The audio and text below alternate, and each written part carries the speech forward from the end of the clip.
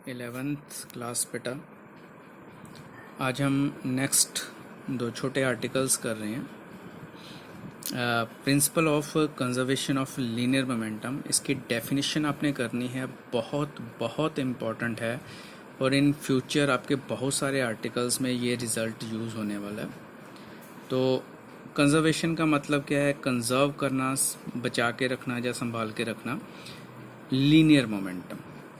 तो जिस तरह से आप law of conservation of mass करते हो, कुछ उसी तरह से है, मोमेंटम के बारे में है। It states that if no external force act on the system. ये कंडीशन जो है, ये इसकी अपनी इम्पोर्टेंस है, इसको साथ में कंसिडर करना है कि बाहर से अगर कोई फोर्स नहीं लग रही है, उस केस में the momentum of the system remains constant, कि उस सिस्टम का जो मोमेंटम है वो कांस्टेंट रहेगा। सिस्टम का मतलब क्या है कि उस पर्टिकुलर कंडीशन के अंदर, उस सराउंडिंग के अंदर जितने भी पार्टिकल्स हैं वो सारे के सारे मिलकर एक सिस्टम बना देंगे। सपोज़ जैसे हम आपकी बात करते हैं कि एग्जांपल, आप क्लास के अंदर 50 स्टूडेंट्स हो और बाहर से अगर दरवाज़ा बंद है तो आप 50 के 50 ही रहोगे। बंद करने का मतलब क्या है कि बाहर से कोई आ नहीं सकता, बाहर कोई जा नहीं सकता। ये उसी तरह से होगी कंडीशन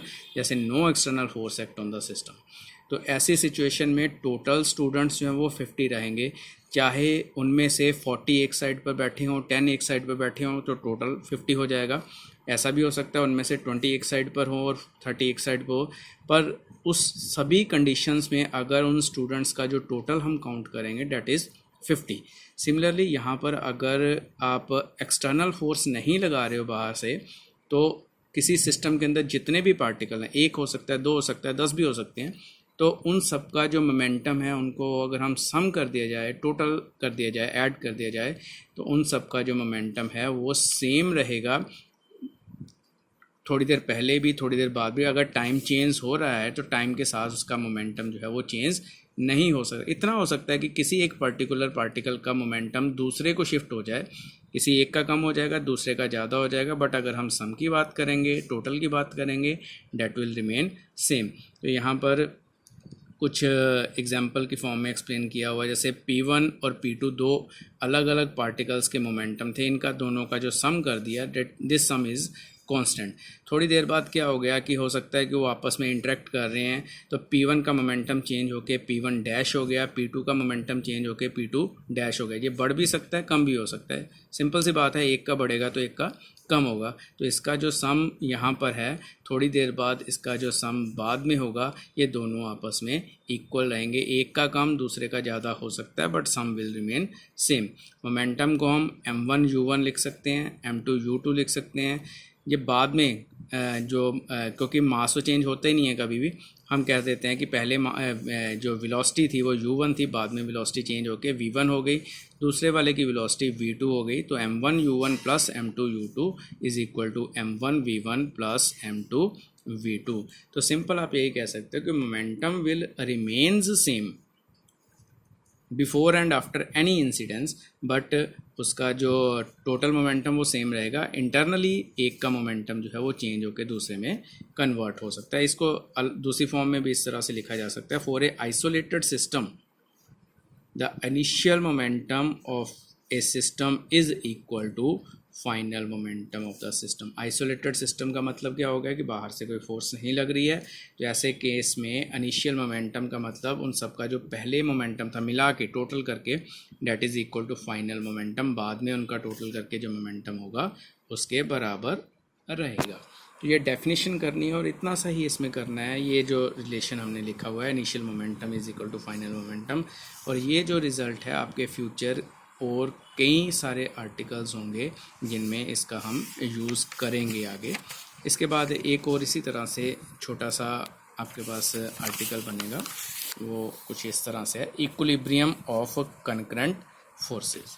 कंकरेंट फोर्सेस का मतलब क्या है कि एक ही जगह के ऊपर जैसे ये 3 फोर्सेस लग रही हैं तो उनको कंकरेंट फोर्सेस बोलेंगे। पॉइंट O से एक फोर्स B की तरफ जा रही है, एक फोर्स C की तरफ जा रही है और एक फोर्स A की तरफ जा रही है।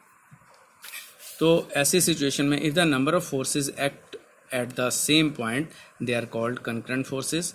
तो conditions that body may be in equilibrium or the number of forces acting on a body may be in equilibrium is that the forces should produce zero resultant. तो इनका रिजल्टेंट अगर ये तीनों फोर्सेस जो कंकरेंट है, ये एक note करना कि ये फोर्स जो है O C dash, this is not included in these forces.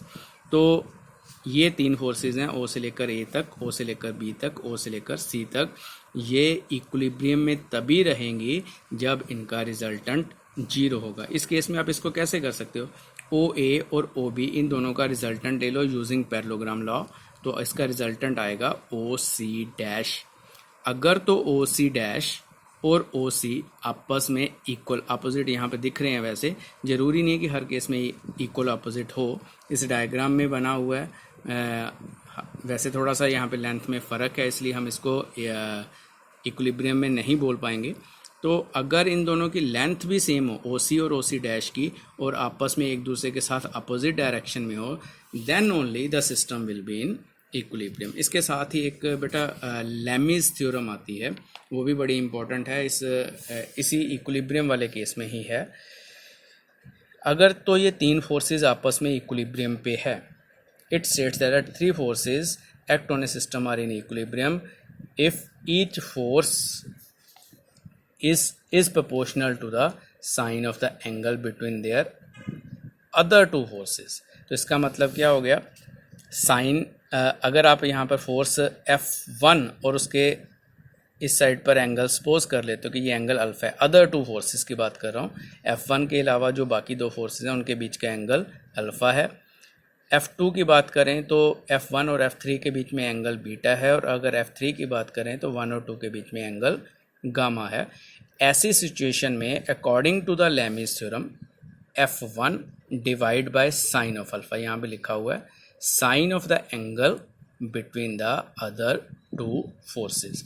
तो F1 upon sine alpha is equal to F2 upon sine beta is equal to F3 upon sine gamma. तो अगर सिस्टम इक्विलिब्रियम में है, ये तीनों forces equilibrium में है, तो ये वाला रिलेशन जो है ये एप्लीकेबल होता है, और इस चीज़ को हम बोलते हैं लैमीज थ्योरम। इसका प्रूफ तो फिजिक्स में नहीं है, ये मैथमेटिकल टर्म है, तो आपने सिर्फ और सिर्फ इसका रिजल्ट फ़िलहाल याद रखना है। F1 divide by sine alpha is equal to F2 divide by sine beta is equal to F3 divide by sine gamma. तो ये भी आपका जो है न्यूमेरिकल में रिज़ल्ट बहुत बार यूज़ होता है। So numerical point of view से लैमीज थ्योरम ज़्यादा इंपॉर्टेंट है, और कई बार आर्टिकल को डेराइव करने में भी हम इसका यूज़ करते हैं, इस रिलेशन का। सो इस चीज़ को भी अपने माइंड में रखना है। और कंकरेंट फोर्सेस कब आपकी जो है इक्विलिब्रियम में बनेंगी, अगर तीनों का रिजल्टेंट आपस में जीरो के इक्वल होता है, रिजल्टेंट या फिर कह सकते हो कि दोनों का रिजल्टेंट तीसरे के इक्वल एंड अपोजिट होता है। और एक आपके पास law of conservation of linear momentum. ये तीन आर्टिकल्स अभी हमने तीन छोटे छोटे हैं बिल्कुल, इनके बारे में बात की है, और इम्पॉर्टेंट तीनों के तीनों ही हैं। तीनों रिजल्ट आपके जो है माइंड में रहने चाहिए। सो इसको करना है। इसके बाद हम इसके साथ रिलेटेड कुछ न्यूमेरिकल्स करेंगे आगे इसके बाद, तो वो न्यूमेरिकल्स से आपको पता चल जाएगा कि इसको हम कहाँ यूज़ करते हैं और कैसे यूज़ करते हैं। तो आज इतना ही करोगे बेटा, आप इसको कॉपीज़ पे नोट कर लेना और अच्छी तरह से इसको लर्न भी करना है।